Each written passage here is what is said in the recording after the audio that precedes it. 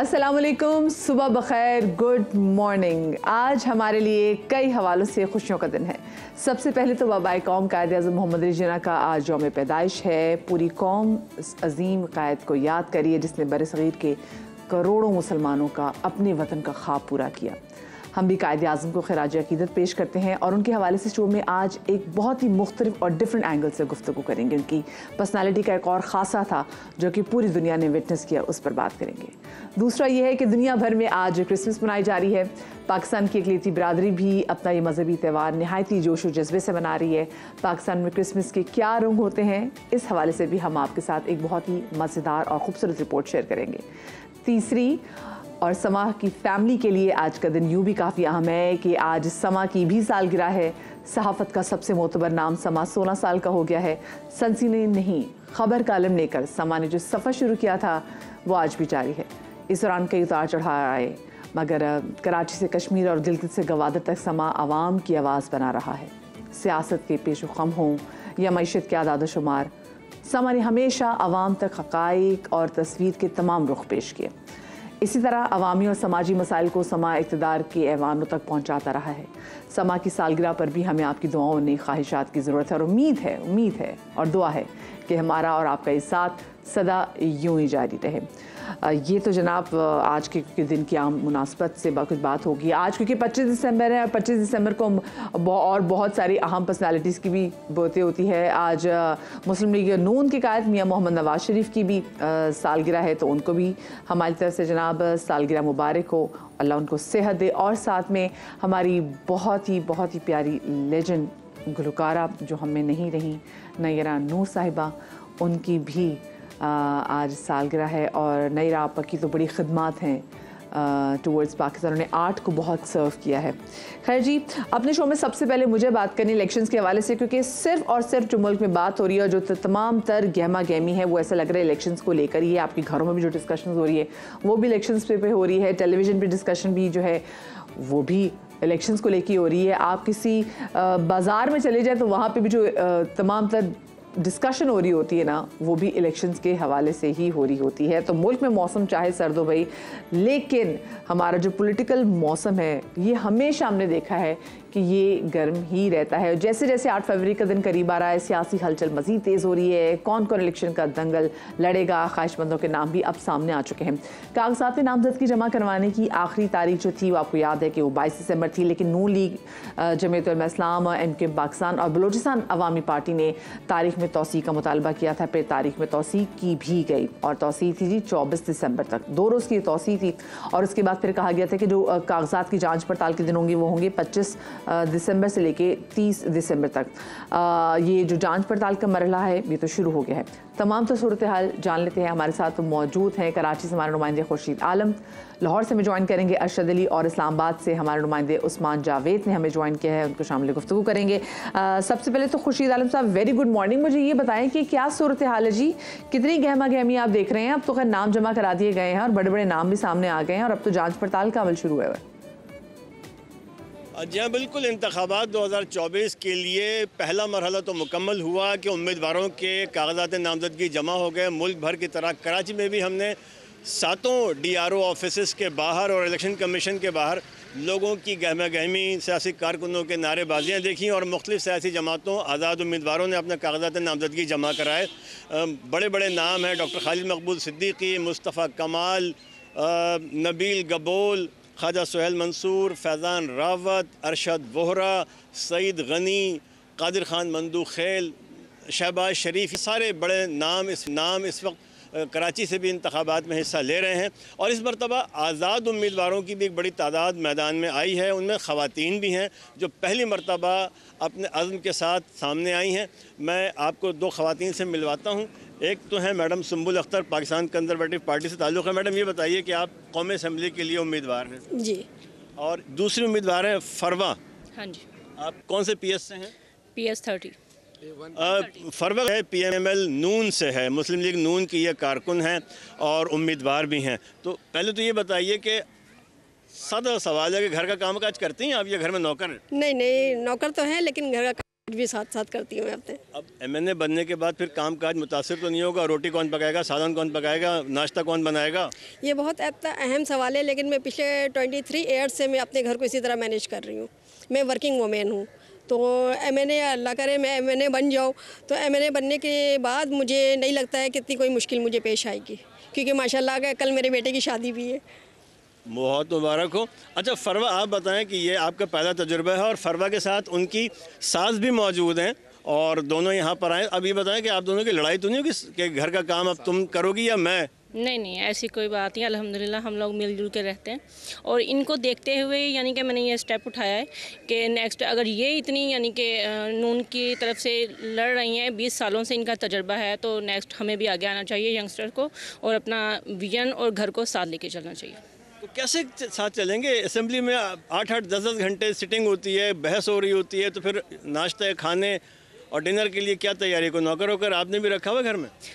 जी माशाल्लाह नौकर शोकर तो हैं, लेकिन हाउस वाइफ को आपको पता है कि सब कुछ मेंटेन करके चलना पड़ता है, तभी तो एक कामयाब औरत कहलाती है। चलिए जी, आप लोगों के लिए नेक तमन्नाओं के साथ हम रुखसत होते हैं। कराची भर में अब असल मरहला अब शुरू हुआ है स्क्रूटनी का, जिसमें बहुत सारे उम्मीदवार जांच पड़ताल के मरहले से गुजरेंगे। उसके बाद कुछ के कागजात मुस्तरद होंगे तो वो उसके ख़िलाफ़ अपीलेट बेंच में जाएगा और बहुत से उम्मीदवार वो होंगे कि जो एक से ज़्यादा हलकों से उम्मीदवार हैं वो अपने हलकों से बाज़ जगहों से अपने कागजात नामजदगी वापस लेंगे, ताकि फिर ये तय हो जाए कि कौन सा रहनुमा फाइनली किस हलके से उम्मीदवार होगा। और यही सूरत हाल इस वक्त कमोबेश हम देखते हैं कि मुल्क भर में जो उसका सिलसिला है जांच पड़ताल का वो शुरू हो चुका है, जो 30 दिसंबर तक जारी रहेगा। जी सही, ठीक है, बहुत शुक्रिया जी। खुर्शीद आलम हमारे सीनियर नुमाइंदे हमारे साथ मौजूद थे कराची से। सबसे अच्छी बात मुझे लगी कि नून लीग की नुमाइंदा जिस वक्त यहाँ पर मौजूद थी और उनकी सास उनको सपोर्ट करने के लिए भी वहाँ पर थी, तो ये बड़ी अच्छी एग्जाम्पल जो है उन्होंने सेट की। और एक और मज़ेदार एग्जाम्पल भी आपको बताऊँ, भी रावलपिंडी में 4 बहन भाई हैं, चारों वकील हैं और चारों ही इलेक्शंस के लिए खड़े हो रहे हैं। अब खैर क्योंकि आज़ाद उम्मीदवार तो लेट्स सी, बहुत सी दूसरी पार्टी के भी आज़ाद उम्मीदवार ऐसे थे जिन्होंने खड़े होना है, तो देखते हैं आज़ाद उम्मीदवार जो आते भी हैं और अगर इसके बाद इलेक्ट भी होते हैं तो फिर कौन सी पार्टी को ज्वाइन करते हैं। अच्छा, लाहौर का मैं रुख करूँगी। लाहौर में अरशद हमारे नुमाइंदे हमारे साथ मौजूद हैं। Arshad, very good morning. मुझे बताएं कि लाहौर से किन बड़ी शख्सियात ने कागजात नामजदगी जमा करवाए हैं? मियाँ साहिब जहांगीर तरीन अलीम खान ने किन किन हलकों से कागजात जमा कराए हैं?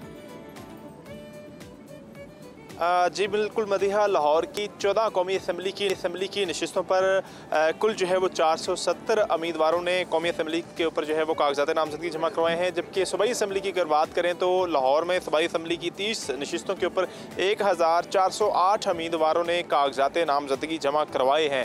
ताहम बड़े नामों की अगर बात करें तो लाहौर के NA 130 से मुस्लिम लीग नून के कायद मियाँ मोहम्मद नवाज शरीफ ने जो है वो कागजात नामजदगी जमा कराए हैं। उनके मद्दे मुकाबल डॉक्टर यास्मीन राशिद जिनका PTI से ताल्लुक है, वो उनके मद्दे मुकाबल उन्होंने अपने कागजात नामजदगी जमा करवाए हैं। इसी तरह जो है वो अगर इस्तेकाम पाकिस्तान पार्टी के सदर अब्दुल अलीम खान की बात करें तो अब्दुल अलीम खान ने NA के 2 हलकों से NA 117 और NA 119 से कागजात नामजदगी जमा करवाए हैं।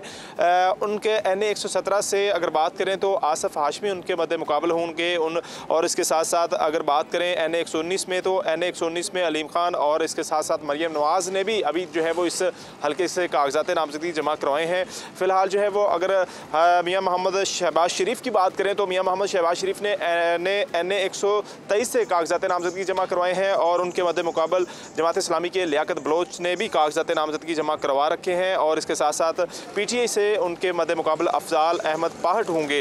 जबकि इसी तरह अगर हम चले जाएँ हमजा शहबाज की तो उन्होंने NA 118 से कागजात नामजदगी जमा करवाए हैं। उनके मद्दे मुकाबल जो है वो PTI से मोहम्मद खान मदनी या फिर गुलाम मोहिउद्दीन होंगे और इस हवाले से पार्टी फैसला करेगी। इसी तरह जो है वो एडिशनल इस्तेकाम पाकिस्तान पार्टी के जनरल सेक्रेटरी आउन चौधरी की बात करें, उन्होंने NA 124 से कागजात नामजदगी जमा करवाए हैं। उनके मद्दे मुकाबल PTI से राना ज़मीर जेडू ने कागजात नामजदगी जमा करवाए हैं। इसी तरह जो है वो अफजल खोखर ने भी कागजात नामजदगी जमा करवाए हैं और इसके साथ साथ जो बिलावल भुट्टो हैं उन्होंने लाहौर जी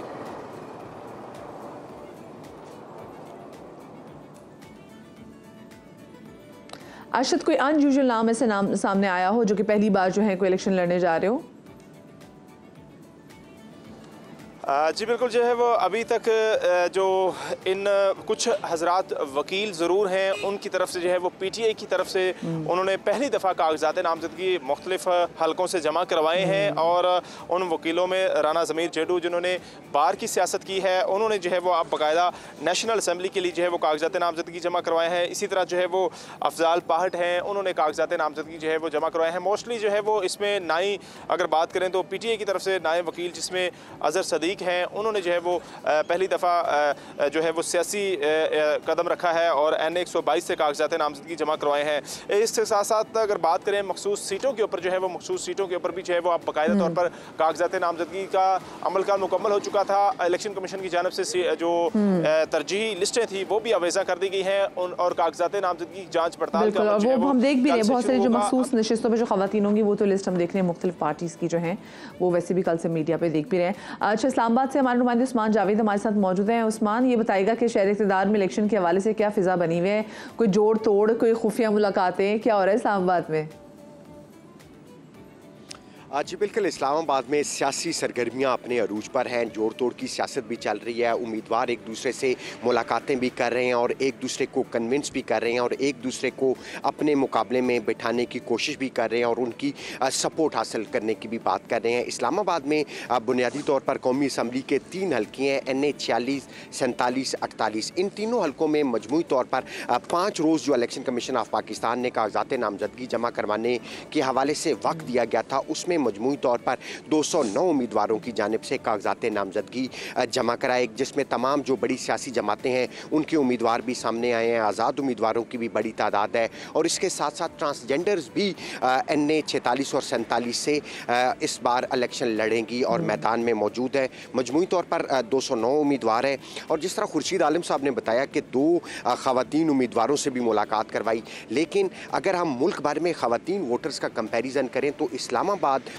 वो इलाका है जिसमें सबसे ज़्यादा ख़वातीन वोटर्स की तादाद है। 48% के करीब ख़वातीन अपना हक़ राय दही इस्तेमाल करेंगी इस्लामाबाद में। तो ख़वातीन की आवाज़ जो है वो इस्लामाबाद की हद तक खासी मौसर होगी और वो एक अहम रोल विक्ट्री में अदा करेगी। दीगर अगर हम बात करें तो इस्लामाबाद में मजमूई तौर पर 150 अक़लियती उम्मीदवारों की जानिब से इलेक्शन कमीशन ऑफ पाकिस्तान में अपने कागजात नामजदगी जमा करवाए थे और कल इलेक्शन कमीशन ऑफ पाकिस्तान की जानिब से लिस्ट भी आवेज़ा कर दी गई थी।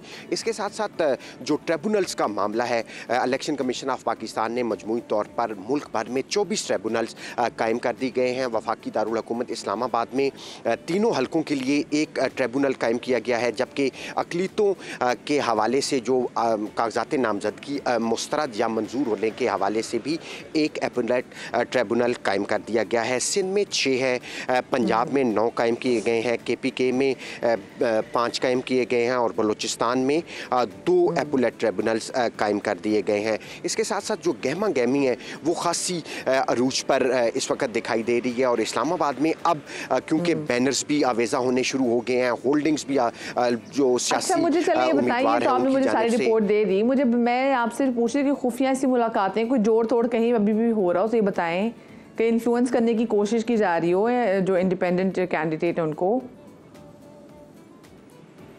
जी बिल्कुल, मैंने आपको जिस तरह आगाज़ में ही बताया था कि इस्लामाबाद में खुफिया मुलाकातों का सिलसिला अब शुरू हो चुका है और आज़ाद उम्मीदवारों को बिठाने की इस वक्त कोशिश की जा रही है, क्योंकि इस वक्त आज़ाद उम्मीदवार भी खासी बड़ी तादाद में वफाकी दारुल हुकूमत इस्लामाबाद की 3 जो कॉन्स्टिट्यूंसीज़ हैं उसमें खड़े हो रहे हैं। तो जो सियासी जमातें हैं उनकी जानिब से जो आज़ाद उम्मीदवार हैं उनकी सपोर्ट हासिल करने की कोशिश की जा रही है, क्योंकि बड़े नाम यहाँ पर इस्लामाबाद के तीनों हल्कों में मौजूद है। नाज़रीन के साथ शेयर भी किया कि रावलपिंडी से 4 बहन भाई हैं जो कि वकील हैं और चारों के चारों इलेक्शंस जो है वो लड़ने जा रहे हैं। ज़रा इनके हवाले से बताएं थोड़ा कुछ, अगर आपको इल्म है तो। जी बिल्कुल, ये असगर अली मुबारक एडवोकेट हैं, वो रावलपिंडी की कॉन्स्टिट्यूंसी से इस दफ़ा इलेक्शन लड़ने जा रहे हैं और उनके चारों जो बहन भाई हैं वो भी रावलपिंडी की जो 4 कौमी असम्बली की नशिस्तें हैं वहाँ से इलेक्शन लड़ने जा रहे हैं। ये चारों वकील हैं और इन्होंने कागजात नामजदगी अपने जमा करवा रखे हैं और वो खासे पुरुमीद नज़र आ रहे हैं कि वो इस दफ़ा इलेक्शन में टफ टाइम देने जा रहे हैं।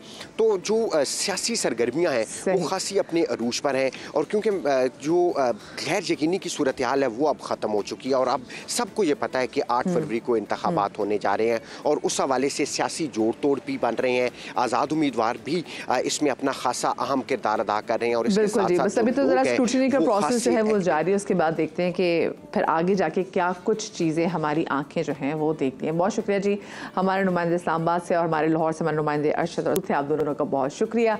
और ये तो ज़रा थोड़ी सियासी गुफ्तगू होगी क्योंकि देखिए जी नज़र रखना बड़ा ज़रूरी है कि क्या होने जा रहे हैं और इलेक्शन में हम हमेशा देखते हैं कि बहुत सारी अनयूजुअल चीज़ें होती हैं और वो आपके सामने रखना काफ़ी ज़रूरी भी होती है। खैर, आज 25 दिसंबर, आज समा की 16वीं सालगिरह है। खुशी के इस दिन पर एक रिपोर्ट हम आपके साथ दिखाते हैं कि ये जो 16 साल थे वो आसान नहीं थे, मुश्किलें भी बहुत देखी, लेकिन साबित कदम रहे हम। सनसनी नहीं, सिर्फ मुस्तनद खबरें देना, हक़ाइक़ का खोज लगाना, जिम्मेदाराना सहाफ़त निभाना, ये है समा। समा सबसे पहले दिखाएगा खबर, हर सबसे पहले वो खबर समा ही देता है। समा ने तो हमारा बहुत साथ दिया। दिन से ही समा के लोग यहाँ पे आए, पहले समा पे आया, बाद में और सारे मीडिया पे। समा का पानी आ रहा है कुछ। थैंक यू सो मच समा। जुल्म के खिलाफ उठने वाली आवाज का साथ देना, मजलूम की पुकार ऐवानों तक पहुँचाना, ये है हमारा काम। हम हैं समा।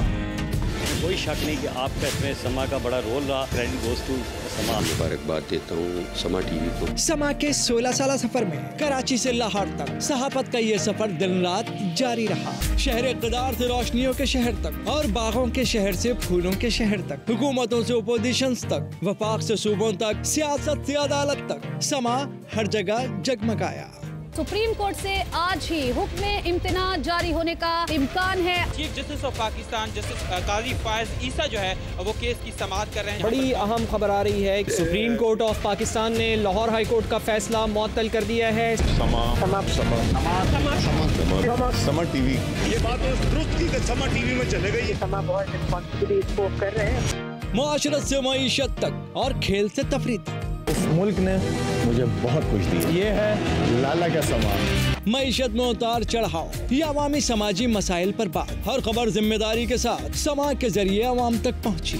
3D augmented reality, hologram technology और जदीद वर्चुअल स्टूडियो के साथ समा जदीद से जदीद अंदाज में नजर आया। नामवर मेजबानों और सीनियर तज्जियाकारों के साथ प्रोग्राम्स बढ़ाते हैं समा की शान, इसीलिए तो समा का हर प्रोग्राम अवाम में मकबूल है। इलेक्शन में जाना है तो आपको अपनी पार्टी की पहले डायरेक्शन तय करनी पड़ेगी। अगर इनको असेंबली वाकई तोड़ना होती तो ये तोड़ चुके होते। 9 मई को समहाउ वो पस मंजर में चला गया है और इस वक्त जो सारा फोकस आ गया वो 8 फरवरी है। हम पाकिस्तान को उस तरीके से चलाएं जिस तरीके से आम रियासतें, आम हुकूमतें, आम लोग, आम मुल्क चला करते हैं, ताकि हम कोई अपना रास्ता बना पाए। ये दयानतदाराना सहाफत और अनथक मेहनत का ही नतीजा है कि समा ने पाकिस्तान मीडिया इंडस्ट्री में अपना लोहा मनवाया, मुसद्दिका खबरें अवाम तक पहुंचाने का बीड़ा उठाया और खूब निभाया। सच का ये सफर जारी है और जारी रहेगा, क्योंकि ये है समा और हम हैं समा। अच्छा, और आज जैसे शो के आगाज़ से मैंने आपको बताया कि नयरा नूर साहिबा की भी आज सालगिरह है और अगर आप इंटरनेट पर इनका सर्च करेंगे तो उनकी जो डेट ऑफ बर्थ आएगी वो है 3 नवंबर। उनके बड़े साहबजादे नादिली से हमारी बात की, उन्होंने कहा कि वो भी चाहते हैं कि हम ऑन एयर इस बात की करेक्शन करते हैं कि नयरा नूर की बर्थडे 3 नवंबर नहीं बल्कि 25 दिसंबर को होती है। अल्लाह पाक करवट जन्नत नसीब करें। नयरा नूर साहिबा को बड़ी ख़ास खातून थी। एक छोटी सी मैं ब्रेक लूँगी, ब्रेक के बाद वापस आते कहीं मच आइएगा।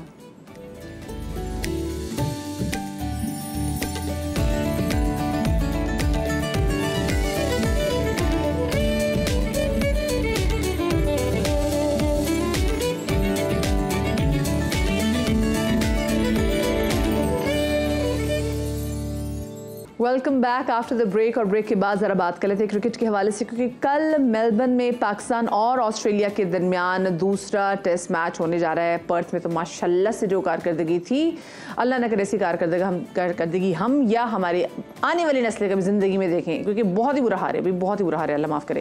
खैर जी, हमारे क्रिकेटर्स की हम बात करेंगे। हमारे क्रिकेटर्स खेलते कम हैं और इंजर्ड बड़े होते हैं, वो ज़्यादा होते हैं, ज़ख्मी ज़्यादा हो रहे होते हैं।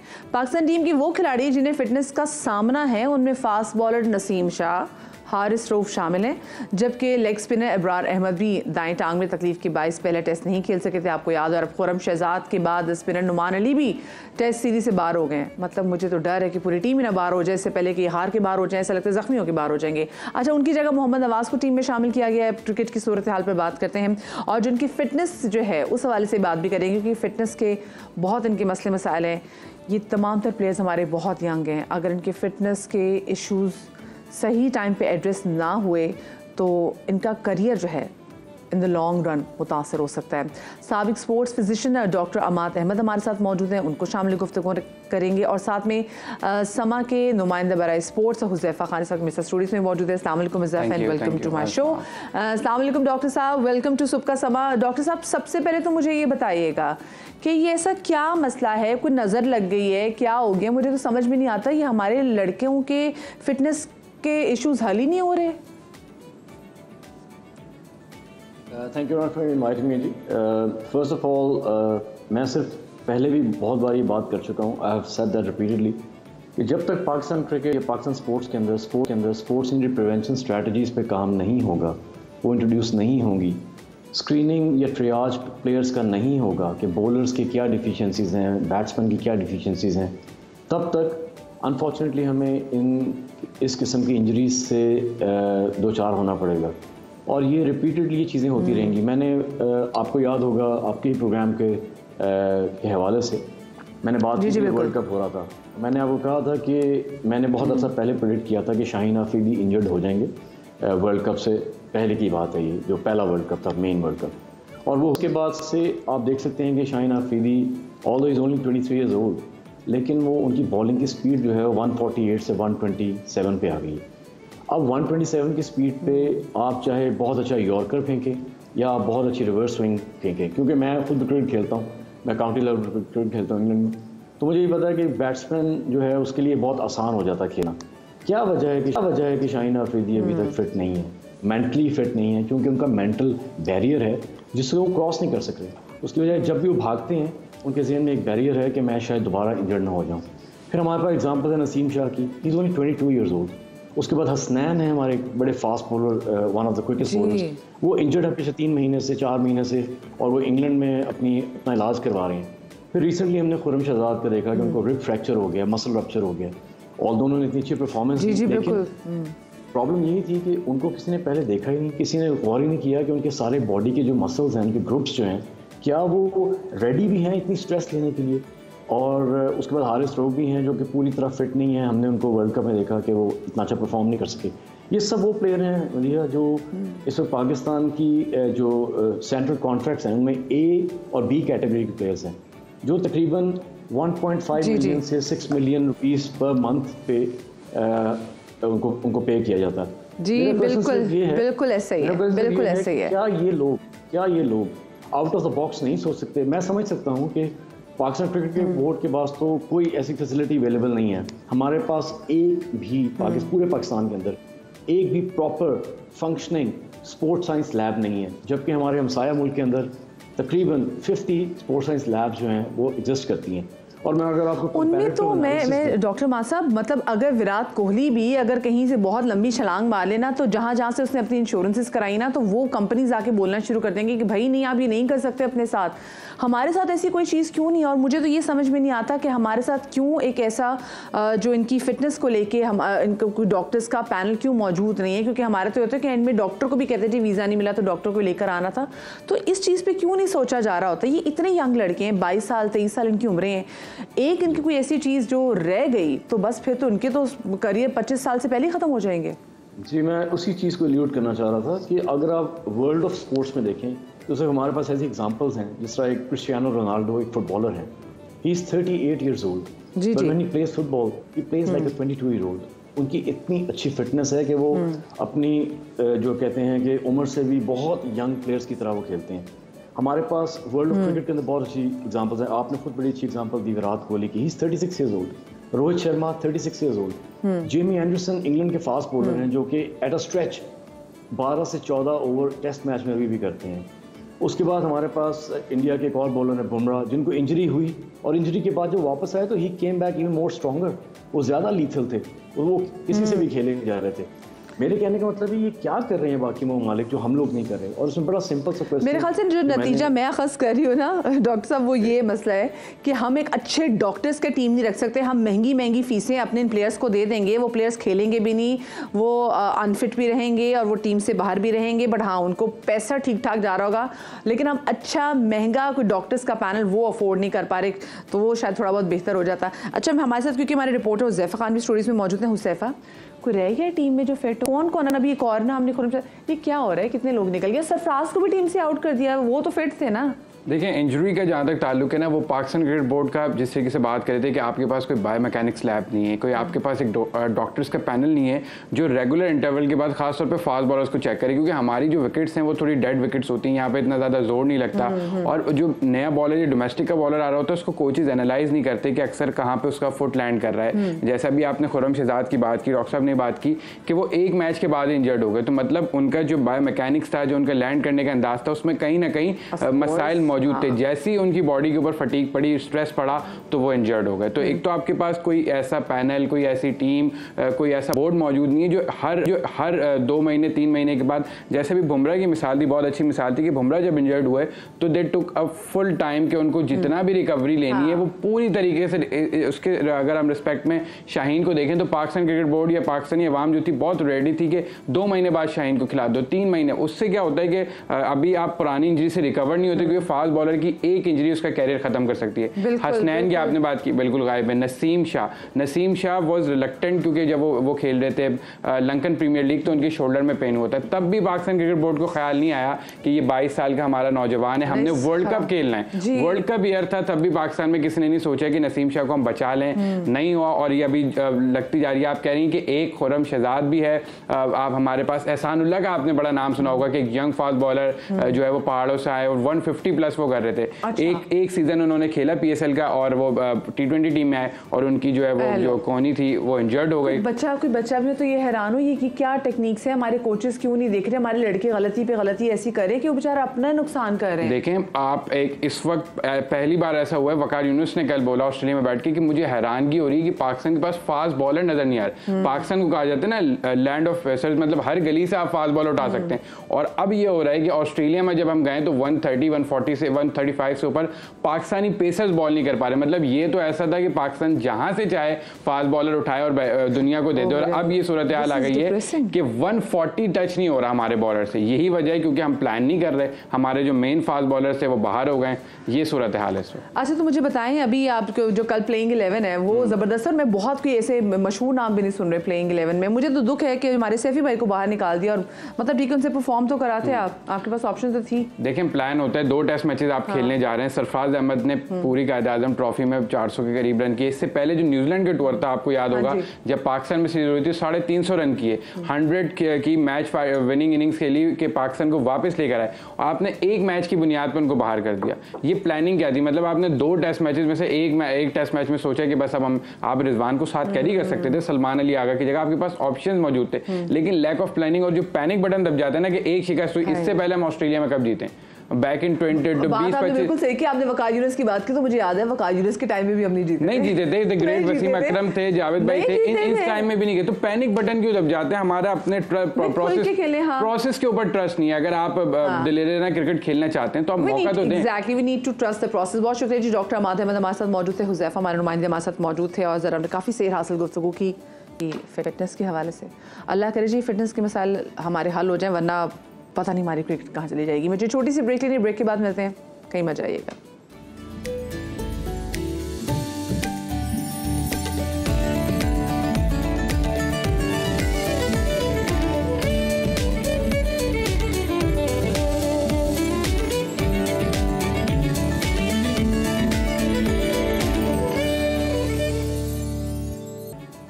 Welcome back after the break.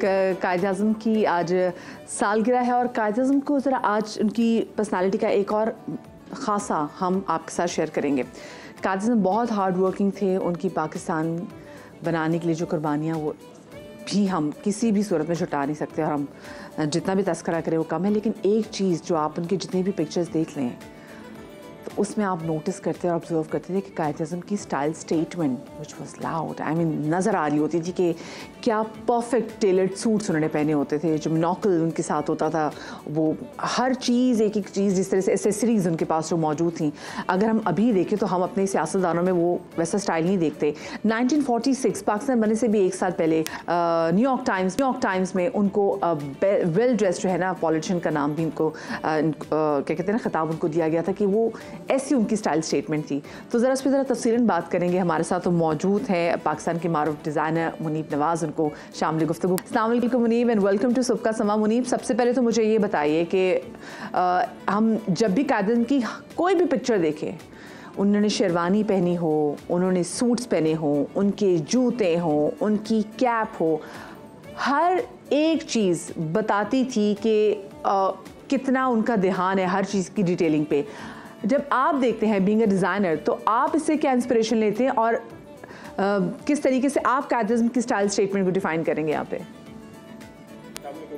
Quaid Azam has been style inspiration not just for me. I think बहुत सारे पाकिस्तानी डिज़ाइनर्स जिन्होंने मेंसवेयर में काम किया है, आई थिंक उनका बहुत मेजर रोल है। बट हम लोग अगर उसको इस तरीके से भी देखें ना कि अगर आपने कोई चीज़ अचीव करनी है तो उसके अंदर ड्रेसिंग का सेंस कितना इंपॉर्टेंट हो जाता है। कि अगर आप ये देखें कि देयर इज अ टोपी दैट्स कॉल्ड जना कैप, देयर इज मतलब हम लोग जो ब्रॉड बेल्ट एंड आप उनको देखते हैं तो आप कहते हैं अच्छा ये कायद आज़म की एक स्टाइल स्टेटमेंट थी। So there is so much that हम लोगों ने डिटेल्स में, जैसे आप the monocle, the tailoring, the best dressed politician in 1946, वो सारा कुछ आपको ये भी बताता है कि if you do anything is how you do everything। अगर आप अपने साथ कपड़ों में भी उतना ही इम्पोर्टेंस देते हैं जितना आप अपनी ज़िंदगी के बाकी तरह अमल में देते हैं, तो आई थिंक दैट शोज कि आपने ये नहीं करना कि आपने अच्छा जी कुछ भी पहन के कुछ भी कर करा के आपने मुल्क बनाने के लिए नहीं निकल जाते।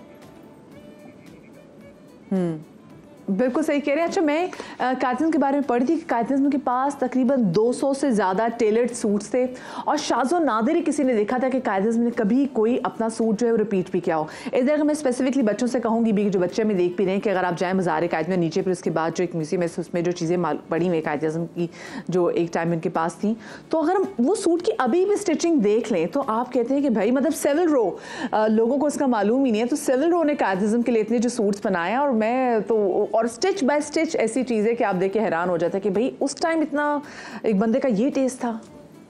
बिल्कुल, आई थिंक वो जो सेवल रो के इंडोज में उस वक्त सारे जो सूट्स होते थे वो हैंडमेड होते थे, तो उसके जो टेक्निकल स्ट्रक्चर है वो आजकल के सूट मतलब 10,000 गुना ज़्यादा है।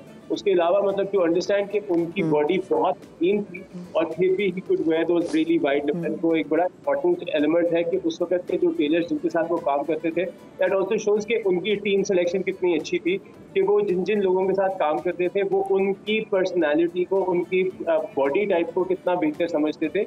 सो चक्कर से इसके अंदर जो आपने कहा कि वो अपने सूट वो दोबारा से पहनते थे, I think that is something जो आजकल अगर करें तो हम लोग उसको भी एक अजीब सी न्यूज़ बनाते हैं। बट आई थिंक इम्पॉर्टेंट चीज़ ये है कि हम उसकी एडवांटेज देखें आज के दिन खास तौर पर, बिकॉज उसकी वजह से what he did was unprecedented. मतलब वो दुनिया की हिस्ट्री में बहुत कम लोग ऐसे होंगे जिन्होंने अपने आप को एक मुल्क बना के दिया है। एंड आई थिंक उसके अंदर अगर हम ये भी बात करें कि उनके कपड़े की सिलेक्शन, उनकी स्टेट, उनकी स्टाइल स्टेटमेंट, वो एक बहुत ही इम्पैक्ट था उस वक्त के नौजवानों के लिए भी।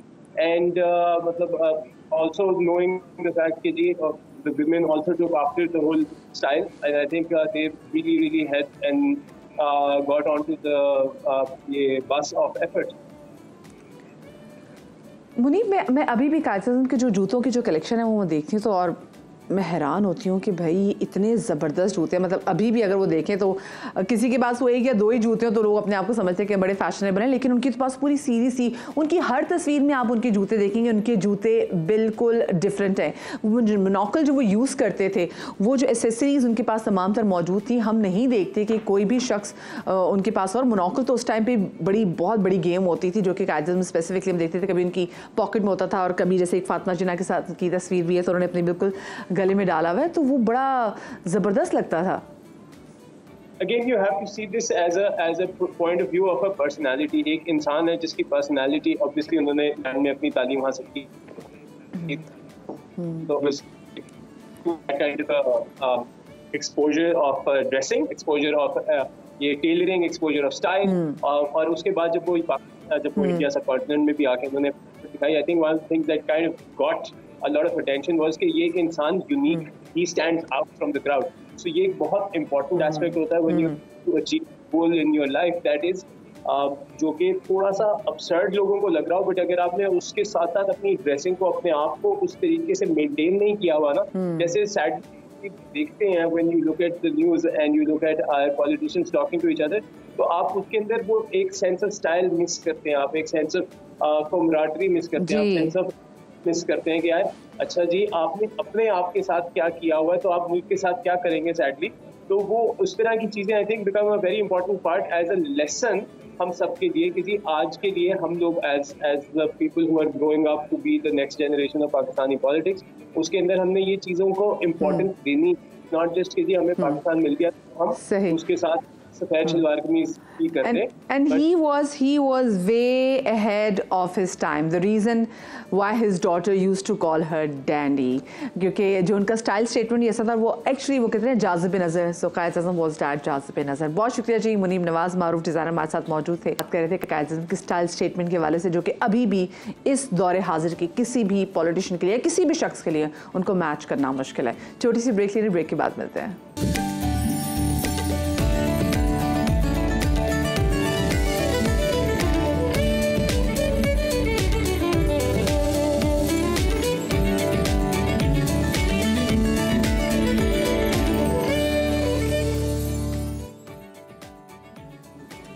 Welcome back after the break. और जितने भी लोग हमें देख रहे हैं, हमारी तमाम मसीही बिरादरी को हम एक बार फिर से क्रिसमस की मुबारकबाद उनको देंगे, और अल्लाह करे ये क्रिसमस पूरी दुनिया में नहायती अमन से मनाया जाए. और आज के दिन जब अपने गिरजाघरों में जाएं तो फ़लस्तीन के हवाले से दुआ ज़रूर कीजिएगा. हमारे साथ इस वक्त हमारे लिए बड़े ऑनर की बात है कि वफाकी वज़ीर मज़हबी अमूर अनीक अहमद साहब हमारे साथ स्टूडियो में मौजूद हैं. उनको शामिल गुफ्तगू करेंगे. अस्सलाम वालेकुम अनीक साहब. वालेकुम सलाम. वेलकम टू सुबह का समा. अच्छा, सबसे पहले तो मैं आपसे बात करना चाहूँगी कि आज का दिन नहायत इंपॉर्टेंट डे है, कि आज क्रिसमस मनाई जा रही, पूरी दुनिया में मनाई जा रही है, और ये इट्स अ हाई टाइम कि हम बात करें इंटरफेथ हार्मनी के हवाले से. जी हाँ, बिल्कुल. इंटरफेथ हार्मनी से पहले अगर आपकी इजाज़त हो तो थोड़ी सी बात मसीह अलैहिस्सलाम पे कर लेते हैं. जी ज़रूर ज़रूर. यह हम क्रिसमस, जैसे कि आपने फरमाया और वजह फरमाया कि बहुत अहम दिन है हमारी तारीख़ का. सरकार दो आलम सल्लल्लाहु अलैहि वसल्लम से कबल मसीह अलैहिस्सलाम तशरीफ़ लाए. सरकार दो आलम सल्लल्लाहु अलैहि वसल्लम फरमाते हैं कि मैं इब्राहीम अलैहिस्सलाम की दुआ हूँ, मैं अपनी माँ का ख्वाब हूँ, और मसीह अलैहिस्सलाम की बशारत हूँ. सूरह सफ़ में भी ये बयान किया गया है. तो सबसे बड़ी बात यह है कि 25 दिसंबर जो हमारे मसीही भाई जिनका ये अक़ीदा है कि 25 दिसंबर को आपकी विलादत हुई, जिस रसूल को वो मानते हैं, ईमान लाते हैं मसीह अलैहिस्सलाम पर, उन्होंने बशारत दी वजह वजूद कायनात मोहम्मद मुस्तफ़ा अहमद मुस्तफ़ा सल्लल्लाहु अलैहि वसल्लम की आमद की. तो किस कदर अहमियत के हामिल हैं मसीह अलैहिस्सलाम. नंबर 1. नंबर 2 ये कि मसीह अलैहिस्सलाम के बाद जो सबसे करीब तरीन ज़माना सरकार दो आलम सल्लल्लाहु अलैहि वसल्लम से करीब है, वो ये दोनों अम्बिया दौर फ़तरत कहते हैं इस ज़माने को.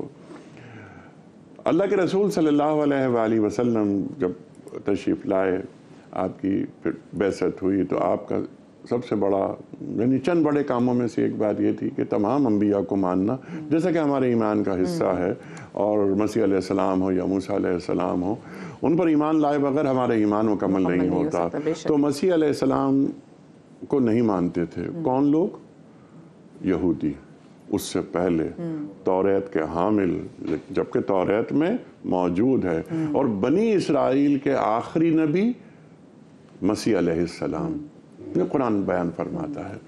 तो सरकार दो आलम सल्लल्लाहु अलैहि वसल्लम ने मसीह अलैहिस्सलाम का जो मकाम है वो कितना बुलंद फरमाया. उनकी वालिदा का मकाम, हज़रत मरियम अलैहिस्सलाम का मकाम, पूरी कुरान करीम की एक सूरत मरियम अलैहिस्सलाम, अल्लाहु अकबर अल्लाहु अकबर. और उनकी वालिदा यानी मरियम अलैहिस्सलाम को सदीक़ा कहता है कुरान करीम. मसीह अलैहिस्सलाम की सीरत, मसीह अलैहिस्सलाम का किरदार, असल चीज़ तो ये है ना, जैसे मसीह अलैहिस्सलाम ये फरमाते हैं कि जो सब फोकल पॉइंट है वो है मोहब्बत, इंसान से मोहब्बत करो। तो मसीह अलैहिस्सलाम अलामत है मोहब्बत की। तो इस पैगाम को आगे फैलाया जाता है और जाना चाहिए। अगर नहीं फैलाया जा रहा, आज जो अददी एतबार से, तादाद के एतबार से जो सबसे बड़ा मज़हब है वो क्रिश्चियनिटी है, मसीहियत है। लेकिन क्या मसीह अलैहिस्सलाम के फॉलोअर इस मोहब्बत के पैगाम को आगे लेकर जा रहे हैं? मसीह अलैहिस्सलाम के कुछ अक़वाल में आपकी खिदमत में पेश करता हूँ। मसीह अलैहिस्सलाम फरमाते हैं कि अगर कोई तुम्हारे एक गाल पर थप्पड़ मारे तो तुम दूसरा गाल आगे कर दो। ये मोहब्बत की बात, इंतकाम नहीं, लेकिन हमारा दीन, क्योंकि सरकार दो आलम सल्लल्लाहु अलैहि वसल्लम यानी कुरान और साहिब कुरान दोनों साथ साथ चलते हैं ना। तो कुरान क्या फरमा रहा है कि इंसान को ये इजाज़त दी कि जितना जुल्म उस पर हुआ उसका बदला वो ले सकता है, इजाज़त दे दी। लेकिन अगर तुम माफ़ कर दो तो बहुत बेहतर हो, और अगर तुम माफ़ करो तो जहन में ये रखो कि अल्लाहुम्मा इन्नका अफ़ूवन तुहिब्बुल अफ़्व फ़अफ़ु अन्नी। अल्लाह की सिफत है माफ़ करना, तो ऐ अल्लाह तेरी सिफत है, तूने ये फरमाया है कि तखल्लक़ू बिअख़लाक़िल्लाह, अपने अंदर अल्लाह के अखलाक पैदा करो। तो मैं अपने अंदर ऐ अल्लाह तेरे अखलाक पैदा करना चाहता हूँ, तो तेरी मोहब्बत और तेरी खुशनूदी के लिए मैं इस बंदे को माफ़ कर रहा हूँ। ये है हमारा दीन, जिसका कैनवस कितना बड़ा है। कुरान करीम की आयत है कि या अय्युहल्लज़ीना आमनू बिल्लाहि व रसूलिही, ऐ लोगो जो ईमान लाए हो, ईमान लाओ अल्लाह पर और रसूल सल्लल्लाहु अलैहि वसल्लम पर। अब ये एक बहुत अहम नुक्ता जो मुफस्सिरीन ने बयान किया है, यहाँ मुखातबत हो रही है मसीही अफराद से कि तुम ईमान लाए हो। किस पर ईमान लाए हो? मसीह अलैहिस्सलाम पर तुम ईमान लाए हो, लेकिन तुम अल्लाह के रसूल सल्लल्लाहु अलैहि वसल्लम पर भी ईमान लाओ। ऐ ईमान वालो, ईमान लाओ अल्लाह पर और अल्लाह के रसूल सल्लल्लाहु अलैहि वसल्लम पर। इस तरह इस बात पर अमल करके अपने रसूल मसीह अलैहिस्सलाम के हुक्म पर अमल करोगे तो एक मसीही दीन कबूल करता है, सरकार दो आलम सल्लल्लाहु अलैहि वसल्लम पर ईमान लाता है, तो वो तब्दील मजहब नहीं कर रहा, वो तकमील मजहब कर रहा है। तो उसके लिए दोहरा अजर है, उसके लिए दोहरा अजर है, यानी एक पिछले उम्मती होने का, मसीह अलैहिस्सलाम के उम्मती होने का, और दूसरा सरकार दो आलम सल्लल्लाहु अलैहि वसल्लम के उम्मती। और जो हक अदा कर रहा है मोहब्बत का, वो बहुत लाजिम व मलजूम है।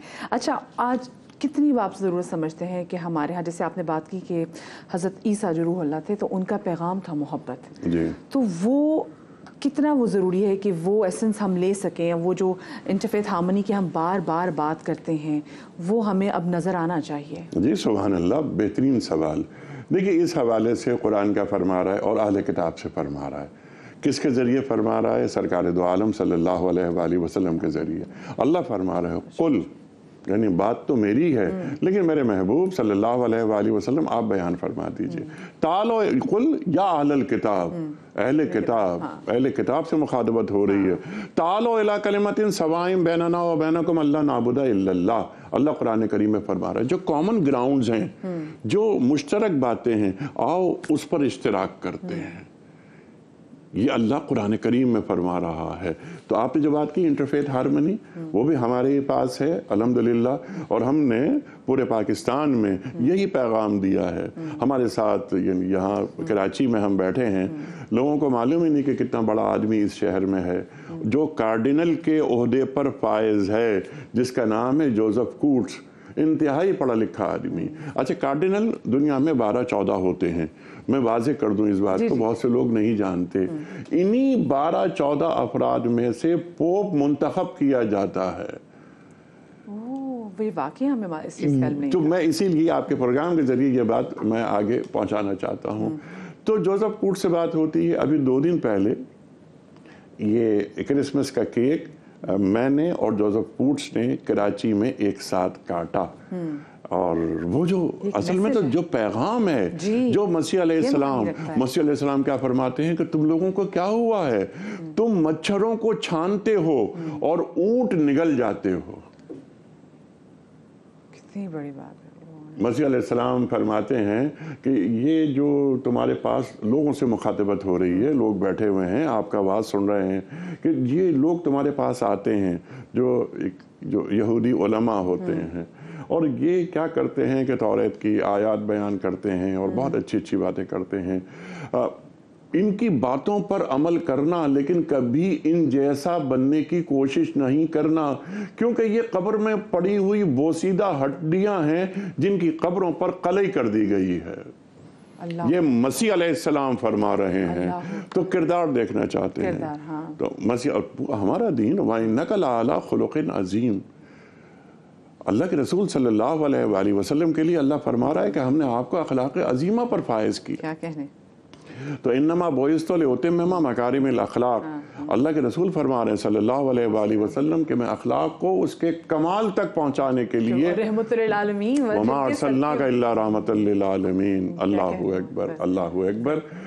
तो हमारा ये ईमान है कि जो मसीह अलैहिस्सलाम फरमा रहे हैं कि इन्नी अब्दुल्लाह, मैं अल्लाह का बंदा हूँ, आतानियल किताब, मुझे किताब दी गई, वजालनी नबिया, और मुझे अल्लाह ने नबी बनाया। तो ये अल्लाह के बंदे मसीह अलैहिस्सलाम, ये मकाम, इस बात की वजाहत और इसकी तशरीह फरमा दी वजह वजूद कायनात मोहम्मद मुस्तफ़ा अहमद मुस्तफ़ा सल्लल्लाहु अलैहि वसल्लम ने। तो मसीह अलैहिस्सलाम की जो तालीमात हैं उन पर अमल करना चाहिए। रूहुल्लाह तो वो जानते थे कि अल्लाह ने किसके सदक़े में दो जहां को खल्क़ किया है, तो वो भी इस मोहब्बत का दर्स वो भी दे के गए हैं रसूल पाक सल्लल्लाहु अलैहि वसल्लम से। अच्छा, मैं ये बड़ी देखिए आप जब ये बात कहते हैं तो वो मैटर करती है, बिकॉज आप वफाकी वज़ीर हैं और पूरे अक्रॉस द बोर्ड ये मैसेज आना चाहिए कि हम कितना इंटरफेथ हार्मनी के हवाले से बात करते हैं। ये अब ज़रा मैं चाहूँगी कि आज क्योंकि कायद-ए-आज़म की बोलते भी उनकी पर्सनालिटी के वाले से भी हम बात करेंगे। अभी क्या बात है, सुभान अल्लाह, सुभान अल्लाह। ये देखिए हमारी खुशनसीबी, खुशबख्ती कि अल्लाह ताला ने हमें कायद-ए-आज़म मोहम्मद अली जिन्ना जैसा लीडर, फाउंडर, हमारे बानी है पाकिस्तान। पूरी ज़िंदगी यानी आपकी उम्र जो अल्लाह ताला ने आपको दी वो 72 साल, तो ये 72 साल कैसे गुजरे कायद-ए-आज़म के। अब वही जैसे हम अभी बात कर रहे थे, खैर मसीह अलैहिस्सलाम तो अल्लाह के रसूल, अल्लाहु अकबर। तो एक आम इंसान जो कभी रसूल के मनसब पर नहीं पहुंच सकता, कायद-ए-आज़म ने पूरी ज़िंदगी का कोई लम्हा ज़ाय नहीं होने दिया। अब एक इंसान की हैसियत से हम उन्हें देखते हैं। कायद-ए-आज़म ने पूरी ज़िंदगी मरूब हुए बग़ैर गुजारी, मगलूब हुए बग़ैर गुजारी। कायद-ए-आज़म और अल्लामा इकबाल के माबैन बड़ी क़ुर्बत थी, या आप और हम जानते हैं। और जब अल्लामा बात फरमाते थे तो कायद-ए-आज़म उन बातों पर ना ही सिर्फ गौर करते थे बल्कि अमल भी करते थे और उनका प्रचार भी करते थे। ये थे कायद-ए-आज़म। अब कायद-ए-आज़म पर इतनी तवील गुफ्तगू हो सकती है, मैं सिर्फ एक बात अर्ज़ करूँगा क्योंकि न जाने कब आप ये कह दें कि वक्त ख़त्म हो गया हमारे प्रोग्राम का। देखिए, इस बात पर गुफ्तगू आमतौर पर नहीं होती। तो जब मैं चल रहा था ना घर से, तो मैंने ये सोचा था कि मैं ये वाक़या ज़रूर बयान करूँगा। जब माउंटबेटन आए, वायसराय हिंद, अंग्रेज़ का ज़माना, वो ज़माना कि जब चपड़ासी भी अंग्रेज़ का बड़ी अहमियत का हामिल, तो वो आए तो उन्होंने सोचा कि अब जो गवर्नेंस होती है ना उसके उसूल, दो लीडर गांधी और कायद-ए-आज़म, हिंदू ज़्यादा तादाद में। तो वायसराय ने लेटर लिखा सबसे पहले गांधी को कि साहब ये on such and such date आप इनवाइटेड हैं मेरे घर मतलब चाय के लिए। अब अखबारात में अगले दिन वो ख़त लग गया, मैंने वो इनविटेशन लग गया और ये बात हो गई, फैल गई कि ये देखिए क्योंकि हिंदू एक बड़ी ताकत हैं तो इसलिए वायसराय को भी इल्म था इस बात का कि पहले किसे बुलाया जाए चाय पर। तो उसने गांधी को बुलाया। तो गांधी बड़ा लीडर, सरोजनी नायडू का वो जुमला याद आया कि 100 गांधी एक तरफ कायद आज़म दूसरी तरफ, तो कायद आज़म 100 गांधियों से बुलंद है। अगले ये वाक़या हो गया, गांधी साहब तशरीफ़ लाए और तस्वीरें लगी दूसरे दिन अखबारात वगैरह में वायसराय की और गांधी की। कुछ 2-4 दिन बाद वायसराय ने वही लेटर लिखा, कायद आज़म मोहम्मद अली जिन्ना। मैं अभी बात कर रहा था कि कायद आज़म कभी मरूम नहीं हुए, कभी मगलूब नहीं हुए। कायद आज़म के पास वो लेटर आया कि इस डेट को आपको पहुंचना है वायसराय के घर पर और चाय पे बुलाया गया है। कायद आज़म ने फरमाया कि देखिए इस डेट पर मेरे पास वक्त नहीं है, इस डेट में बिजी हूँ, लेकिन मैं आपको 3 डेट्स और दे देता हूँ कि इन डेट्स पर मेरे पास हाँ फुर्सत है तो मैं आ सकता हूँ। और वो लेटर बड़ी महज़्ज़ब अंदाज में, बड़ी शाइस्तगी के साथ वापस कर दिया गया। कोई पूरे हिंदुस्तान में, यानी गैर मुनक़सिम हिंदुस्तान, अल्लाहु अकबर, यानी पाकिस्तान, बांग्लादेश, इंडिया, कि वहाँ कोई शख्स सोच नहीं सकता था कि अंग्रेज़ एक ताकत की अलामत वो कोई दावत दे और वायसराय वो आए, उसको कहें कि नहीं साहब मेरे पास वक्त नहीं है, मैं बिजी हूँ। हाँ, इन तारीखों में अब यहाँ पर तहजीब सामने आ रही है, अखलाकियात सामने आ रही हैं, मैं आना चाहता हूँ, बात करूँगा मैं आपसे, लेकिन आपकी टर्म्स पर नहीं, अपनी टर्म्स पर। मैं इस तारीख को इतने बजे फारिग हूँ। पूरे हिंदुस्तान में एक गलगला मच गया कि कोई एक ऐसा शख्स सब कॉन्टिनेंट में है कि जो अंग्रेज़ की दावत को रोक दे और ये कहे कि नहीं मेरी मर्जी जब होगी तब मैं आऊँगा। ये होती है लीडरशिप, ये होता है मरूब नहीं होना। वो इकबाल का शेर याद आया आपकी इजाज़त से कि भरोसा कर नहीं सकते गुलामों की बसीरत पर कि दुनिया में फ़कत मर्दान हुर की आँखें बीना। तो मर्दान हुर, वो मर्द हुर दरकार हैं जिस तरह कायद आज़म चाहते थे।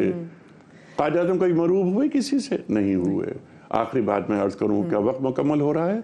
बस जी, बस मुझे आगे हद से उस मुतालिक सवाल करना है। इरशाद फरमाइए। अच्छा, ये आपने बात की कायद आज़म की, तो वाकई उन्होंने इतना काम किया कि उनकी इतनी एज नहीं थी जितनी वो एज के लगने लग गए थे, because of the work that he has done. और किरदार, बिल्कुल क्या किरदार, यानी वो एक किरदार की चादर पर कोई एक दाग दिखा दे, ये होती असल चीज़ होती है character building. What beautiful personality he had.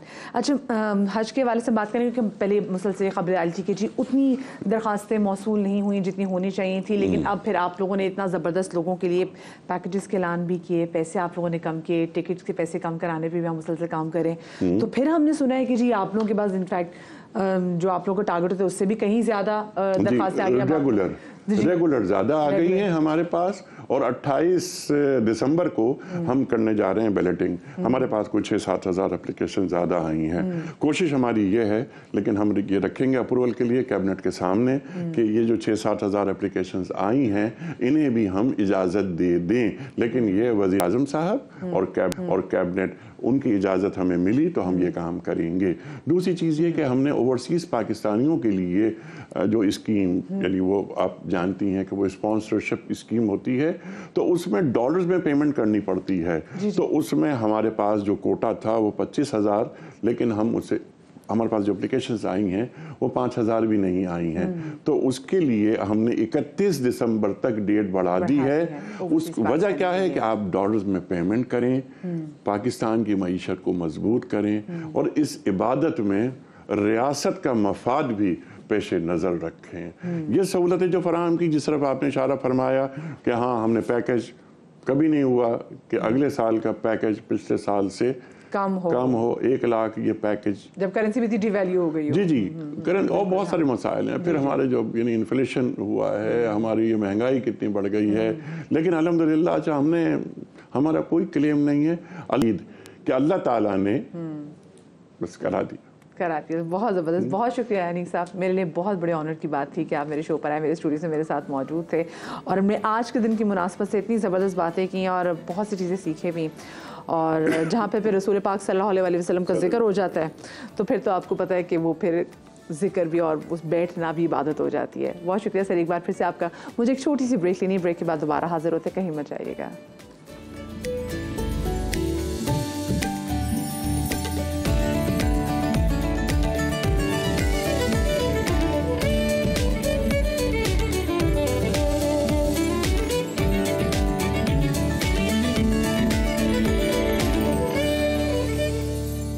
Welcome back after the break. और ब्रेक के बाद बात करते हैं हमारे शहर में बढ़ते हुए आतिशबाजी के वाक़यात के हवाले से। इट्स नॉट ओनली कराची, अभी आपने रावलपिंडी में भी देखा कि जगह पे आग लगी है। कराची की मैं स्पेसिफिकली बात करूँ तो कराची एक ऐसा शहर बन गया है जहाँ आग लगने के वाक़यात पूरे मुल्क से ज़्यादा हो रहे हैं। आए दिन कभी किसी फैक्ट्री में आग लग जाती है, कभी फ्लैट्स में आग लग जाती है, कभी शॉपिंग प्लासेस में आग लग जाती है।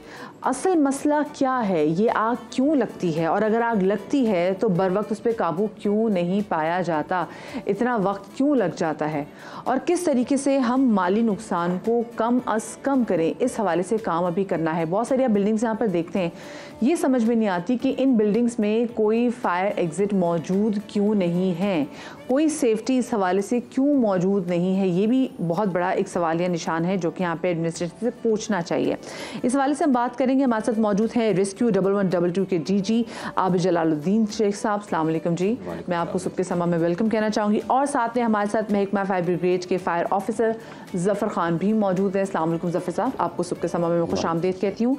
सबसे पहले तो मुझे आबिद साहब आप बताएं, आपके पास जो स्टेटिस्टिक्स आते हैं उसके मुताबिक ये जो आए दिन आग लगने के वाक़यात बढ़ते चले जा रहे हैं, इसकी बेसिकली रीज़न क्या है?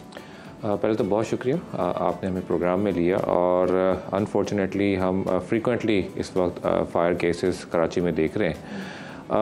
देखें, दो बड़ी मेजर वजूहत मैं अगर कह सकूँ इसमें, एक तो नेग्लिजेंस और दूसरा पॉलिसीज़ की प्रॉपर इम्प्लीमेंटेशन ना होना, जिसकी वजह से इस वक्त आग के वाक़यात बढ़ रहे हैं। और इवन हमने देखा कि फ्रीक्वेंटली आरजे मॉल का वाक़या भी हमने देखा, अर्शी मॉल का वाक़या भी देखा, इस वक्त पारसा टावर भी हमने देखा। इसमें क्योंकि एक्चुअली जो पॉलिसीज़ हैं हमारी, जो सेफ्टी बिल्डिंग कोड्स हैं, उनकी प्रॉपर इम्प्लीमेंटेशन होनी चाहिए। इसमें बिल्डिंग्स में प्रॉपर फायर एग्जिट्स होना चाहिए, जैसे आपने खुद भी बताया। इनमें प्रॉपर्ली जो वाटर हाइड्रेंट सिस्टम है, जिसको हम फायर फाइटिंग का निज़ाम कहें, प्रॉपर बिल्डिंग अलार्म्स हों, वहाँ पर स्मोक डिटेक्टर्स हों, इनकी इंस्टॉलेशन बहुत ज़रूरी है। क्योंकि जो इनिशियली आग लगती है उसमें जो इनिशियली जो गोल्डन टाइम पीरियड है उसका वो बहुत इंपॉर्टेंट है। अगर उसमें हम वहाँ पर प्रॉपर्ली फायर फाइटिंग ना कर सके या डिले हो गई तो आग का वाक़या बड़ा हो जाता है। मोस्टली जो इस वक्त अगर आप देखें, क्योंकि जब भी कोई आग का वाक़या होता है उसके बाद एक कमेटी बनती है और उसकी प्रॉपर्ली ज़ाहिर बात इन्वेस्टिगेशन होती है। उसमें आप देखें तीन बड़ी वजूहत आती हैं। एक तो बड़ी वजूहत ये होती हैं कि उसमें जो फायर जो इस वक्त आप देखें कि शॉर्ट सर्किटिंग बड़ी कॉमन है। इस तरह की बड़ी बिल्डिंग्स में किसी भी गैस सिलेंडर का इस्तेमाल जो है, गैस सिलेंडर का इस्तेमाल, क्योंकि इनकी हाइड्रोस्टैटिक टेस्टिंग नहीं हुई होती, क्योंकि इनकी अगर आप देखें जो रेगुलेटिंग अथॉरिटी वो ओगरा है, और जो इनकी हाइड्रोस्टैटिक टेस्ट के बाद इनकी लाइफ 5 ईयर्स की होती है। लेकिन यहाँ आप देखें बड़ा खुलेआम सिलेंडर चलते हैं। मतलब मेंटेनेंस तो ख्याल ही नहीं किया जाता। अभी भी एक वाकया हुआ मच्छर कॉलोनी में, उसमें भी आपने देखा कि सिलेंडर की जो मूवमेंट हुई, उस सिलेंडर की मूवमेंट की वजह से वहाँ पर उसकी लीकेज हुई, वो एक बिल्डिंग कोलैप्स हुई। ये आपको देखा ना, सीएनजी जो गाड़ियाँ होती थी, तो सीएनजी गाड़ी में स्पेशली जो बसेस होती थी, उसमें हमने देखा कि वो सिलेंडर फटने से पूरी पूरी गाड़ियों को आग लग जाती थी और कितना नुकसान हुआ है स्कूल वैन में तो स्पेसिफिकली। तो मेंटेनेंस का तो हम ऐसा ख्याल रखते हैं। एग्जैक्टली, एक तो मेंटेनेंस है और प्रॉपर उसके एक रेगुलेटिंग अथॉरिटी है, वो इनको अगर रेगुलेट क्लियरेंस सर्टिफिकेट होने चाहिए। अच्छा, इसके साथ साथ लोगों की अपनी अवेयरनेस नहीं है, ट्रेनिंग्स नहीं है, वो पैनिक हो जाते हैं। खुदा न खास्ता जब भी इस तरह कोई इंसिडेंट होता है तो वो करना क्या है, किसको कॉल करनी है। अब मैं अगर 1112 की बात करूं, अगर फॉर एग्जांपल, क्योंकि लोग अमूमन ये शिकायत आती है कि रेस्क्यू इदारे टाइम पे नहीं पहुंचते हैं। हमारे पास दो मीडियम्स हैं इंपॉर्टेंट, एक तो 1112 पे कॉल आ जाए, या फिर हम मीडिया के थ्रू अगर कोई वहाँ पर न्यूज़ चल रही है उसके थ्रू हमारे पास पता चले। क्योंकि इस वक्त सेंट्रल कमांड एंड कंट्रोल जो हमने एस्टैब्लिश किया है कराची में, जी बिल्कुल, हमारे पास कम्प्लीटली यहाँ पर state of the art central command and control है, जिसपे हम डेली बेसिस पे, सिर्फ मैं अगर कराची की कॉल्स कहूँ, वो 6000 to 7000 कॉल्स हम डेली बेसिस पे रिसीव कर रहे हैं, और तकरीबन 3.5 3000 से 4000 इंटरवेंशंस होती हैं। क्योंकि रेस्क्यू 1112 का डोमेन एक्सटेंडेड डोमेन है, जिसमें ना सिर्फ हम लोग मेडिकल एमरजेंसीज को डील करते हैं, उसके साथ fire emergencies, water rescue emergency, drowning के केसेस आते हैं, इसके साथ साथ बिल्डिंग कोलैप्स। मुझे बताएं ज़्यादातर जो आपको कॉल्स आती है उसमें नौयत क्या होती है, प्रॉब्लम क्या होती है? देखें 1112 की अगर बात करूँ तो mostly medical emergencies relevant calls होती हैं, एम्बुलेंस की रिक्वायरमेंट होती है। उसके बाद जो सेकंड बड़ी एमरजेंसी आजकल वो फायर एमरजेंसीज हैं। डेली बेसिस पे कोई 2 से 3 फायर एमरजेंसीज इस वक्त डील की जा रही हैं, और उसमें घर में आग लगना, फ्लैट्स में आग लगना, उसके साथ साथ बिल्डिंग्स में आग लगना, वेजिटेशन फायर बहुत ज़्यादा है। तो ये अमूमन इस वक्त डेली बेसिस। अच्छा, जितने भी लोगों में देख रहे हैं, आप लोगों से रिक्वेस्ट है, जो हम गैस आने की वजह से घर में जो एक सक्शन सी मशीन लगा लेती ना गैस की, उससे भी वाक़यात होते हैं, तो खुदारा अवॉइड करें आप इनको। आप मुझे बताएं कि जैसे ये बात कर रहे थे कि फायर फाइटिंग जो सिस्टम है उस हवाले से बात होती है कि वो आपका कितना स्ट्रॉन्ग है। आपके पास आपको लगता है कि तमाम तर चीज़ें कंप्लीट हैं या काफ़ी हैं इस शहर की आबादी को देखते हुए, इस शहर में जितने हादसात हैं होते हैं उनको देखते हुए? देखिए, बिस्मिल्लाहिर्रहमानिर्रहीम, बहुत शुक्रिया आपने प्रोग्राम में बुलाया और इस अहम मसले को जो है उजागर किया, जिससे कि इंसानी ज़िंदगी का ताल्लुक़ है। और यकीनन हमारी जो गुफ्तगू है उससे पॉजिटिवली ये हो सकता है यकीनन कि कई लोगों की जानें जो हैं वो बच सकती हैं। इस बात आपने जो जिक्र किया कि देखें 3 करोड़ से ज़ायद की आबादी शहर के अंदर है, और जिस वक्त पाकिस्तान तो कराची फायर ब्रिगेड के अंदर 2 पुलिस स्टेशन थे, कराची में 2 पुलिस स्टेशन थे और 2 ही फायर स्टेशन थे, एक सदर में और ये सिविल के पास। लेकिन इस वक्त जो है पुलिस स्टेशन जो है वो 300 से अबव जा चुके हैं और फायर स्टेशन जो है वो 30 पे रुक गए। तो ये तो यकीनन इस हवाले से, और फिर यूके स्टैंडर्ड के हवाले से जो है वो 1 लाख की आबादी के ऊपर एक फायर स्टेशन का होना ज़रूरी है। उसकी वजह सिर्फ और सिर्फ ये है कि जो भी फायर्स होती हैं इनिशियल स्टेज के ऊपर, उसमें हमें रिस्पॉन्ड टाइम जो है वो जल्द से जल्द चाहिए, और यकीनन करीब से करीब फायर स्टेशन होना चाहिए। हमारे यहाँ ट्रैफिक का हाल जो है वो आपके सामने है, और जो पब्लिक की अवेयरनेस है वो भी आपके सामने है कि सायरन बजने के बावजूद भी जो है वो इमरजेंसी गाड़ीज़ को जो है वो रास्ता नहीं दिया जाता। यही वजह है कि जब हम गाड़ी को इत्तला आने के बाद किसी भी फायर स्टेशन से आउट करते हैं अपनी गाड़ी को, तो उसका तो टाइम 1 मिनट से 1.5 मिनट है, लेकिन जो रास्ते में सफ़र है, जो गाड़ियों का हुजूम है, वो रास्ता हमें जो है 10 मिनट भी हो सकता है, 15 मिनट भी हो सकता है और 20 मिनट भी हो सकता है। अच्छा, जैसे अभी हम देख रहे थे जब अर्शी टावर में जब आग लगी तो उसके में लोगों ने शिकायत की कि आप लोग टाइम पे नहीं पहुंच पाए, वो के वाटर पंप पे तमाम तर गाड़ियाँ जो है वो मौजूद होनी चाहिए। तो उस टाइम भी वैसे क्या चीज़ हुई थी, और आप लोगों को मतलब कितनी गाड़ियाँ, इस वाले से मैं आपसे बात करना चाह रही हूँ ना कि क्या आपको लगता है गाड़ियाँ काफ़ी हैं आपके पास, क्योंकि इतना बड़ा शहर, गुंजान आबाद शहर है ये, तो उसके लिए आप कितनी अभी आपके पास गाड़ियाँ तकरीबन? हमारे पास इस वक्त जो है 52 व्हीकल्स हैं, जिसमें 2 वाटर बाउजर हैं, ठीक है, और 50 जो है फायर टेंडर्स हैं हमारी। ठीक है, उनमें से एक ग्राउंड भी आपने एक अभी जो गबूल टाउन में लास्ट ईयर जो वाक़या हुआ था उसमें, ठीक है, बाकी आपके पास 49 अल्हम्दुलिल्लाह। ये काफ़ी है आपके लिए? देखिए, मैंने अर्ज़ किया ना आपको कि जितनी बड़ी आबादी और जितना बड़ा शहर है और जिस तरह से इंडस्ट्रीज़ यहाँ पर मौजूद हैं, तो यकीनन इसमें तो मज़ीद हमें फायर टेंडर्स की रिक्वायरमेंट है, मज़ीद फायर स्टेशन की रिक्वायर्ड है, मज़ीद हमारी जो है वो फायर फाइटर्स की ज़रूरत है हमें, क्योंकि 1300 एम्प्लॉइज़ के जो हमारे फायर फाइटर्स थे अब वो रहकर सिंपल 700 रह गए। ये तो बहुत कम तादाद है जी। तो अब वो उसके लिए मेयर साहब और एमसी साहब और दीगर ईडीओ साहब तमाम लोग कोशिश हैं, चीफ फायर ऑफिसर समेत तमाम लोग, कि किसी तरह से जो है वो हमारा एम्प्लॉयमेंट को जो है बढ़ाएं। इसके लिए मेयर साहब की बहुत कोशिश है कि फायर ब्रिगेड को तो वो खुद कोशिश करते हैं कि हर फायर के ऊपर मौजूद हों, ईडीओ म्युनिसिपल सर्विसेज हमारे खुद मौजूद होते हैं, चीफ फायर ऑफिसर, ताकि कम से कम जो है वो चीज़ों को वक्त में जो है वो हल किया। आप मुझे बताएं, जब आप लोग पहुंचते हैं आग बुझाने के लिए, तो आप लोग उन बिल्डिंग्स में जहाँ पे हम स्पेसिफिकली देख रहे होते हैं वहाँ पे फायर एग्जिट्स देखते हैं, जो कि जब बिल्डिंग बन रही हो तो बनाना ज़रूरी होते हैं? देखें, बिल्कुल ये रूल मौजूद है, SBCA पहले KBCA था, फिर SBCA, कि वो जब भी कोई बिल्डिंग बनाए तो उसका नक्शा फायर डिपार्टमेंट को भेजें और उसमें वो उस चीज़ को इंश्योर करें कि जी फायर प्रिवेंशन सिस्टम पूरा मौजूद है, और अगर फायर ब्रिगेड NOC देता है तब उसको जो है वो उसको, लेकिन आज तक आते हैं NOC के लिए आज तक नहीं आ सके। लास्ट टाइम भी जो एक कमेटी बनाई थी, मुर्तज़ा साहब जब एडमिनिस्ट्रेटर थे, उन्होंने एक कमेटी बनाई थी हाई राइज बिल्डिंग के हवाले से, और उस पर बाकायदा लेटर भी लिखा SBC को, लेकिन उसके बावजूद 2 साल गुजर गए इस बात को, लेकिन आज तक कोई भी जो है वो बिल्डिंग का नक्शा आज नहीं आया फायर ब्रिगेड के पास। अल्लाह अकबर, इतनी ये वक्त की अहम ज़रूरत है। मुझे बताएं, आपको क्या लगता है कि अभी भी कितना काम करना ज़रूरी है? क्योंकि अभी स्पेसिफिकली मैं लाहौर की बात करूँ, मेरा ताल्लुक लाहौर से, वहाँ पे भी 1112 के हमने सर्विसेज देखी हुई हैं, तो उनका रिस्पॉन्स टाइम, जैसे मैं ब्रेक्स में भी आपसे बात कर लीजिए कि 7 मिनट का है। ये कराची शहर ये ज़रा मुख्तलिफ है, यहाँ पे सड़कें टूटी हुई भी हैं बहुत ज़्यादा, यहाँ पे ट्रैफिक के भी मसले मसाइल हैं। खैर अब तो लाहौर में भी बहुत ट्रैफिक के मसले मसाइल हैं। आप लोग का रिस्पॉन्स टाइम क्या है? देखिए, हर सर्विस का रिस्पॉन्स टाइम डिफरेंट है। जहाँ तक हम मेडिकल इमरजेंसी को देखें तो एम्बुलेंस का जो रिस्पॉन्स टाइम है, जो 1122 के साथ इस वक्त कनेक्टेड है, इंटीग्रेटेड है, वो है 8 to 12 मिनट्स। और उसमें वो वेरी करता है, कहीं ट्रैफिक आवर्स में तो वो मैक्सिमम 15 to 16 मिनट्स पे चला जाता है, लेकिन अमूमन वो 8 to 12 मिनट्स पे रिस्पॉन्ड करती है। जहाँ तक फायर इमरजेंसी का ताल्लुक है, वो डिपेंड करता है अगेन रश आवर्स पे, और जो इस वक्त हमारे पास कराची में स्टेशंस हैं उनको देखते हुए इस वक्त हमारे 20 to 22 मिनट्स हमें लग जाते हैं। लेकिन अगेन वो डिपेंड करता है, जैसे आपने अभी अर्शी मॉल का भी जिक्र किया, तो वहाँ पर जब आपने कहा ना कि वहाँ पर लोगों ने कहा कि डिले हुई, क्योंकि हमारा तो बड़ा डिजिटाइज सिस्टम है, कॉल कितने बजे लैंड करती है, उसके बाद गाड़ियों में ट्रैकर लगे हुए हैं, वो कम्प्लीटली हमारे पास सारी इन्फॉर्मेशन होती है। तो अब एज सच क्योंकि मैनुअल सिस्टम नहीं है हमारे पास कि हम कह सकें, हमारे पास एग्जैक्ट टाइम होता है कितने बजे कॉल लैंड की और कितने मिनट्स में वहाँ पर। और वहाँ पर जो हमारी पहली गाड़ी थी वहाँ पर 14 मिनट में उन्होंने रेस्पॉन्स किया था, क्योंकि करीबी गाड़ी थी, उन्होंने रेस्पॉन्स किया क्योंकि ऑलरेडी KMC वहाँ अवेलेबल था, तो वहाँ पर काम स्टार्ट हो गया था वहाँ पर। इसके बाद अगर हम देखें, क्योंकि ड्राउनिंग के केसेस वो क्योंकि सीजनल हैं, वो फिर हमारे इंटीरियर से बहुत ज़्यादा आते हैं, बहुत लोगों को देखने चाहिए। ठीक है, बहुत शुक्रिया जी, हमारे साथ जलालुद्दीन साहब मौजूद थे, आप भी मौजूद थे, बहुत शुक्रिया।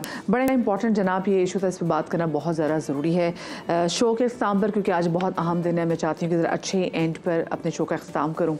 आज क्योंकि क्रिसमस है और आपको पता है कि पाकिस्तान में क्रिसमस के हवाले से और जो हमारी मसीही बरादरी के जितने भी त्यौहार उसके हवाले से एक बेकरी ऐसी है जो कि बहुत ज़बरदस्त चीज़ें बनाती है।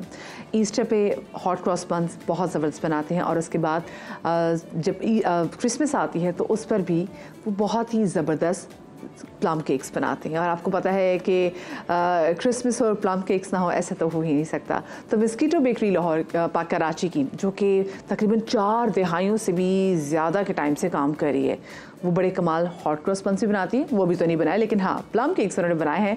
और इस हवाले से जनाब हम आपके साथ रिपोर्ट शेयर करेंगे। हमारे सीनियर प्रोड्यूसर जो हैं वो गए यहाँ पर और उन्होंने कुछ चीज़ें देखी, आपके साथ शेयर करते हैं।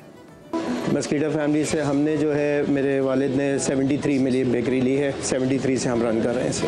47 ईयर्स हो चुके हैं हमारे पास इस बेकरी को। थोड़ी अट्रैक्शन है क्रिश्चियन फैमिलीज़ के साथ, उनकी सारी जो फेमस जो उनकी चाहे ईस्टर हो या क्रिसमस के हवाले से चीज़ें, वो तमाम प्रोडक्ट्स हमारे पास होती हैं। हमारे पास वैराइटीज़ वो क्रिश्चियन फैमिलीज़ जो लाइक करती हैं, जो इनके त्यौहार के हिसाब से होती हैं, वो तमाम चीज़ें हमारे पास मौजूद होती हैं। ये रिच प्लम केक है, ये टोटली किशमिश से बनता है, इसमें स्पाइसेस वगैरह होती हैं, बटर होता है, बाकी थोड़ा सा सीक्रेट भी है हमारा फार्मूला जो है इसका, तो इसकी वजह से ये और बेकरी पे मिलेगा मगर आपको ये वाला टेस्ट नहीं मिल पाएगा। इस केक की तैयारी में तकरीबन 6 से 7 घंटे लग जाते हैं। इसका बेकिंग टाइम जो है तकरीबन 2 से ढाई घंटे का है, और जो इसका इंग्रेडिएंट हम जो मिक्सिंग वगैरह करते हैं वो भी 1-1.5 घंटा उसका लगता है। तकरीबन 5 से 6 घंटे में ये तैयार होता है। एक साथ तकरीबन कह लें कि 250-300 केक बन जाते हैं। छोटा केक इसका ये ½ kg का होता है, हमारे पास 650 का है, और ये 1 kg का है 1300 का है। ये रूम टेम्परेचर पे भी रखा जाता है, और इसकी तकरीबन एक्सपायरी 1 महीना इसको कुछ भी नहीं होता। इस केक की ख़ास बात ये है कि ये जितना पुराना होगा उतना इसका टेस्ट डेवलप होगा।